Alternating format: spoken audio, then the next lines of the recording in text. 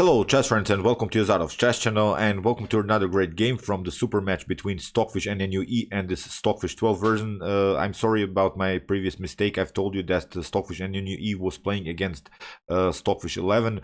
That's not true. Stockfish NNUE is playing against this new Stockfish 12 version, but of course this NNUE version has this efficiently updatable neural network base, so that's why it's much stronger than the Stockfish 12 version. But still, we'll see, I think, many great games.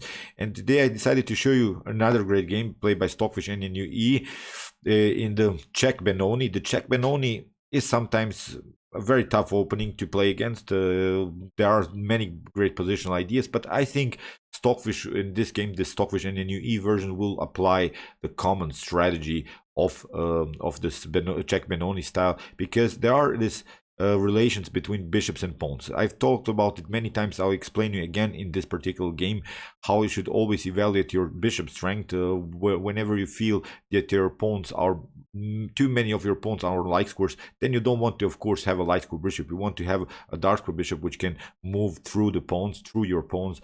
So that's why I think this idea, the CZECH Benoni, is simply a game of the relation between bishops and pawns. So maybe you cannot feel what I'm talking about. I'll explain, of course, in the continuation of the game. So let's check out now the game. As I said also in my previous video of this match game, you can follow this great games really on the TCEC official site. The link of that site will be also in the description below, so maybe you can watch them live, maybe analyze for yourself, or maybe you can do this thing. I like to do it myself, this guess the next move idea. Try to really see what how many Stockfish move would you see in the continuation of the game. I think it's also sometimes fun to do that. So let's check out now the game. As usual, we say round one, and of course fight. So d4 played by Stockfish NNUE. Stockfish 12 plays knight to f6. c4 we have so far the Benoni, d5, and now we have e5. So the common Benoni goes, of course, with e6. Still, if e6 or e5 happens, White has the opportunity to take, of course, d takes e6, but after the move e5 we have knight to c3, d6, and e4. Here I want to already stop and evaluate the position, because first of all, what we should notice, the pawn structure in the center is extremely blocked. So even if you maybe have to give up one bishop in this game, it's not a bad choice sometimes, because you can continue the game with active knight. This pawn structure is simply too blocked out, but even if you have to give up one bishop, you have to give up that bishop that's bad. And from White's perspective, it's of course the light square bishop. The light square bishop is simply locked by its own pawn structure. On the other hand, Black is also the dark square bishop is locked by this pawn structure. So what we would love to do here from White's perspective is to give up maybe this bishop for the bishop here on this bishop on f1, for the bishop on c8. That's the positional trade of pieces that we're searching for.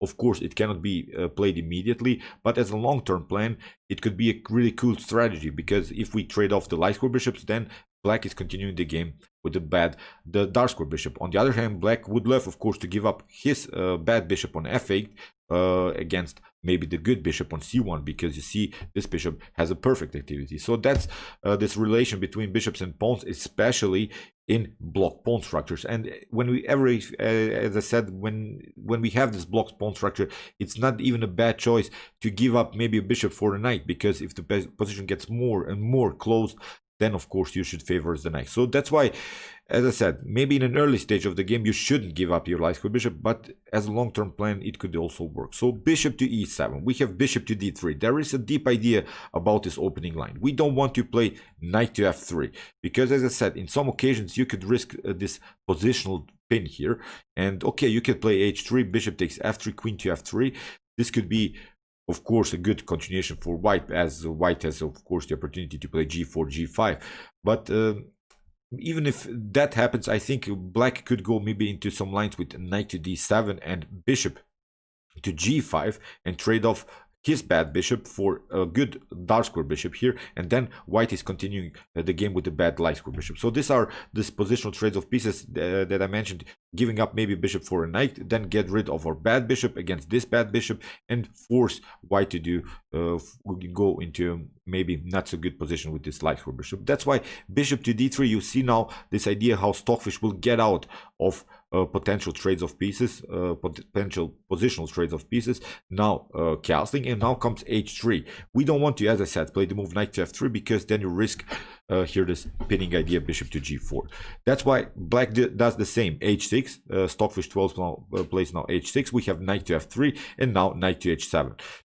Queen to e2. If you play knight to g5, that would be, I think, an idea of blacks. We would love to, of course, after knight to g5, here bishop to g5, and after bishop to g5, black solved, I think, all of the positional problems in the game, because now you see suddenly we're the one that have a better bishop. A light square bishop is perfectly fine. On the other hand, this bishop is blocked out. So, but that's why after a potential knight to g5, you don't have to trade off the pieces. You can escape from these positional ideas with knight to d2. Maybe play afterwards rook to b1, a3, and b4 are the common ideas here from white's perspective to make a queenside flank attack.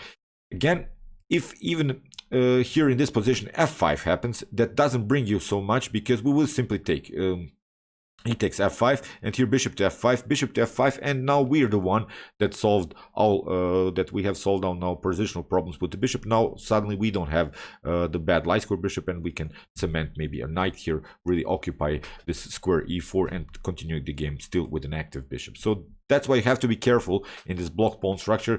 You should always evaluate the potential trades of pieces. What piece will continue the game? Is it a good piece? Is it a bad piece? So as I said, white would love, as I said, to simply trade off the light square bishop. So knight to a6, we have a3, the common idea to create this b4 pawn breakthrough, b6 castling, and now rook to e8, bishop to e3. Again, knight to g5 doesn't bring you so much, so we will again play knight to d2. So knight to c7. The idea is also maybe black wants to counterplay here sometimes with rook to b8, a6, b5, but the CZECH Benoni is sometimes really a bad opening. You see now the problems, how Stockfish will make something happen here. Black, I think, in this game didn't have good opportunities to counterplay, because now b4 happens immediately. We have knight to f8, and we have now rook to b1. You see, Stockfish coordinated all of the pieces to the queen side. Now it's really a great setup. I think it's a good setup. We have the knight on the most natural squares. The bishops are centralized. They're controlling good diagonals. This is a good opening preparation here by Stockfish NNUE. Although temporarily, of course, the bishop on d3 could use a better activity, because it's simply blocked out. But you see how Stockfish will do it, because knight to g6 after b takes c5, now comes the move bishop to c2. That's the great maneuver. Now we're simply removing the bishop here on the queen side, and suddenly the bishop becomes really a great one. So I really love this style. As I said, I think it's a more Lila C0, Alpha 0 style that Stockfish NNUE is playing now, not this brutal force attacks, which we have seen in many previous versions. This NNUE component that Stockfish has now is really incredible.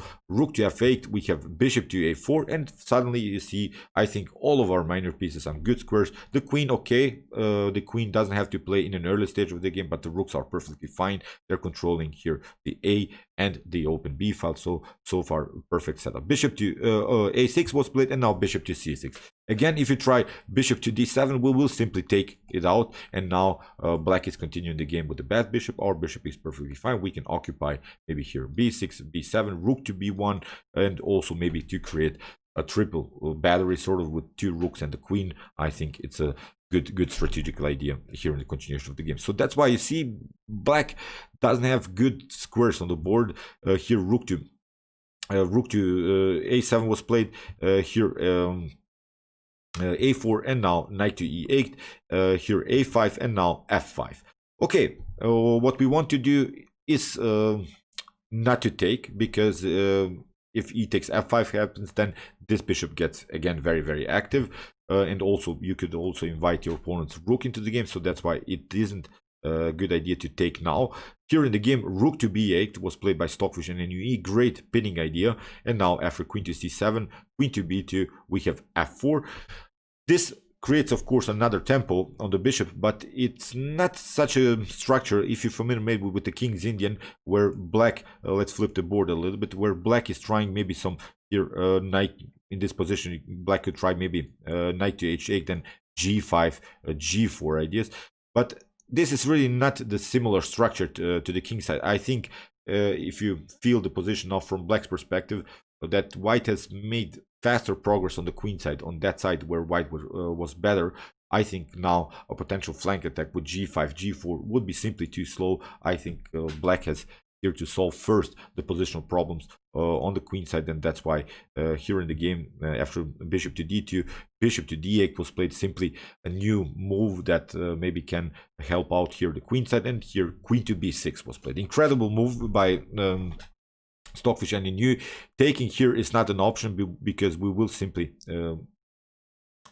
take with 8x b6, and we'll simply continue the game with a very nice pawn here on b6. The rook has to move. Now we can you see the bishop is hanging here, so you lose one piece. It's a completely winning game. So taking is not an option. Knight to e7 was played, and here bishop to c1, knight to f6 was played, and now bishop to a3. In the game, knight to d7 was played by Stockfish 12. Here, if you try, for instance, knight to c6, if you trade off maybe here the knight for the bishop, then we have d takes c6, and this pawn is really annoying. We have now opportunities to occupy this weak square in the position. After something like queen to e7, here we can take. We can even sacrifice, I think, the queen, because if you try bishop to b6, then rook to f8 first, and now we would have new two connected pass pawns here, which is really incredible. We have maybe two pieces for the queen, but these two connected pass pawns are simply, I think, too much to handle after something like rook to e8, bishop to c1, and now queen to e8. You see b7, really great move, and now maybe here we can also grab the rook, and now cement the knight here on d5, or first protect with knight to d2. But it's really complicated game. In the game, knight to d7 was played, so here Stockfish 12 didn't take the bishop, and in the game simply trades of queens. Queen takes c7, rook to c7 had to be played. If you try bishop to c7, then we'll simply take first the bishop, and here also the knight. We'll get two minor pieces for the rook and a great activity, so that's why here it wasn't an option. Here after the move queen to c7, rook to c7 was played, and now bishop takes d7. Here comes really now the cool part of the game. We have seen now the positional Stockfish NNUE. Now you get the tactical Stockfish NNUE, because that's really this double function of this new Stockfish version. So far, it has been really a great positional game, but now after rook to d7, we have here a monster tactic, knight takes e5. So great move, splitting pawn move, really creating some magnets, creating pawn breakthrough motifs. Really, these pawns will roll on because you have to take d takes e5, and now bishop to c5. We have again two connected pass pawns, a great activity with the rook. This knight will find a way into the game. Knight to a4, knight to b6. Here is also clear target. In the game, rook to c7 was played, and now knight to a4, rook to e8. If you try here maybe something like rook to b7 to trade off the pieces, we will simply take. Rook to b7, bishop to b7, and now rook to b1. Again, you have to retreat. You see, black is not finding the best squares on the board. Now knight to b6, maybe something like rook to e8 here, and now bishop to d6, again with preparations. c5, c4, c5, c6, c7 is of course a serious threat. So after the move knight to a4, you see rook to e8, and now d6 was played, a fork on the rook and the knight, but it's so far not a problem because rook to c6 was played, and so far it's not so good, I think, to take the knight immediately, because black will simply take this pawn and will continue the game with the bishop pair. I think in this particular position that black could make a draw, so that's why again Stockfish NNUE shows some great tactical skills. Didn't take here the knight and played simply bishop to b4. Now Stockfish takes bishop takes a5. If you try, for instance, something like rook to c4, then we'll simply take the knight, and after bishop to c7, knight to b6 is really a great tactical shot, because if you take, we'll simply take and continue down now the game with a very annoying pass pawn here, which is supported of course by the bishop.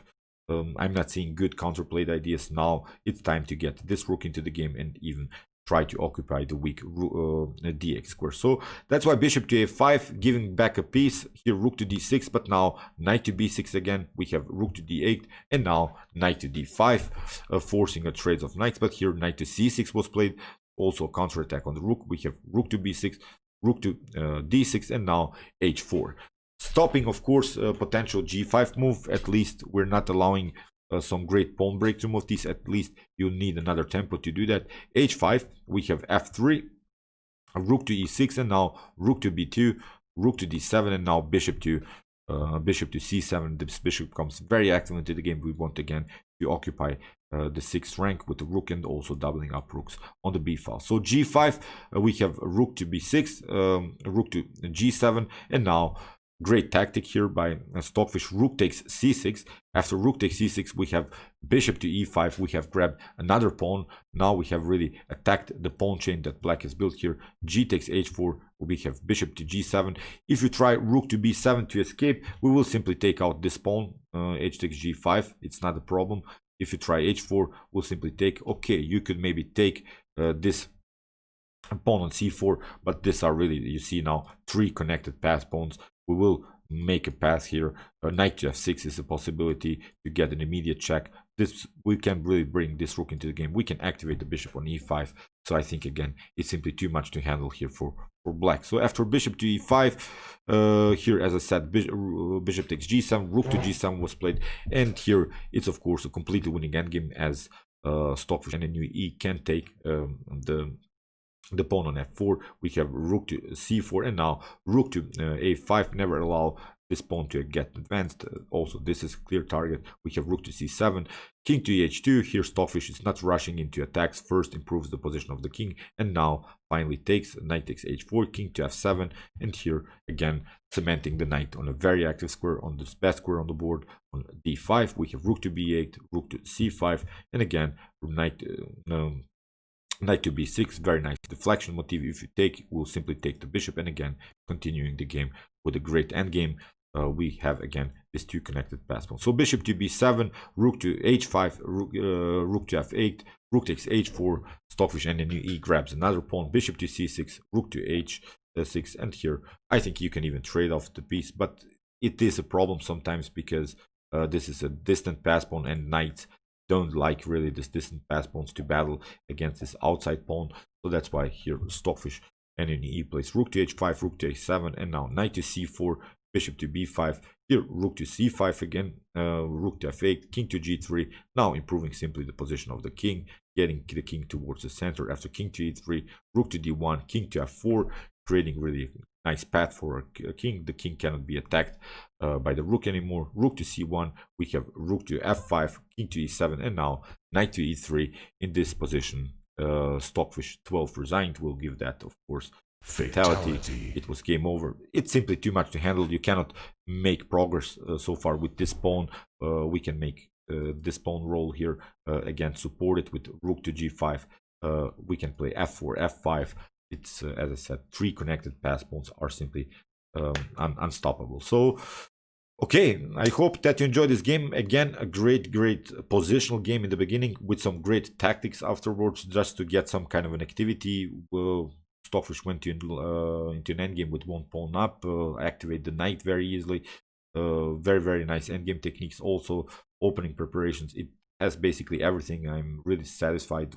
I'm really looking forward to watch these games, because I think we have basically solved, I think, the positional problems here of the CZECH Benoni. I'm not sure if this CZECH Benoni will be played in top grandmaster level. It is, of course, sometimes a tricky opening to face, but I think Stockfish played here an outstanding performance against this blocked opening. So okay, I hope that you enjoyed this game. I really enjoyed it a lot. If you want to see more Stockfish Lila C0 Alpha 0 games, here's the link. And if you want to see the best chess games played by humans, check out my best chess games of all time series. And if you like this content, you can also subscribe to my channel. See you soon with some more videos, and chess is the best, of course.